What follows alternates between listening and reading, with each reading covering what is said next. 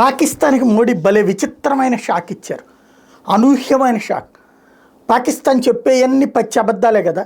వాళ్ళ ప్రధానమంత్రి, వాళ్ళ రక్షణ మంత్రి, వాళ్ళ సమాచార శాఖ మంత్రి, వాళ్ళ సైనికాధికారులు అందరూ అబద్ధాలని అచ్చోసి ఒకటే విధంగా చెప్పుకొస్తున్నారు. అందులో భారత్ S-400ని ధ్వంసం చేసాం, అదంపూర్ స్థావరం మీద దాడి చేసాం, ఎయిర్ ఫోర్స్ స్థావరాన్ని ధ్వంసం చేసాం లాంటి కబుర్లు చెప్పుకొచ్చారు. నిన్ననే స్టేట్మెంట్ ఇచ్చారు, 12వ తారీఖునే స్టేట్మెంట్ ఇచ్చారు.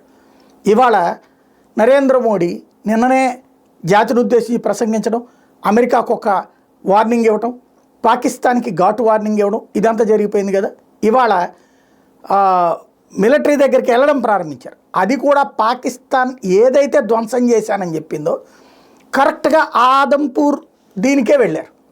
అక్కడికే వెళ్ళి అక్కడున్న సైనికులను అభినందించి, అక్కడ S-400 అయితే వీళ్ళు ధ్వంసం చేశానని చెప్పారు, ఆ S-400 వెనకాల, అట్లాగే అక్కడ రఫేల్ ఏది మిగ్గు విమానాలు కూల్చాము, రఫేల్ కూల్చామన్నారు. వాటిని బ్యాక్గ్రౌండ్గా పెట్టి మరి అక్కడే కూర్చుని ప్రసంగించారు. అక్కడే దాదాపుగా 2 గంటల పాటు టైం స్పెండ్ చేశారు. తద్వారా పాకిస్తాన్ చెప్పేది పచ్చి అబద్ధాలని ప్రపంచానికి చేతలతో చూపించారు.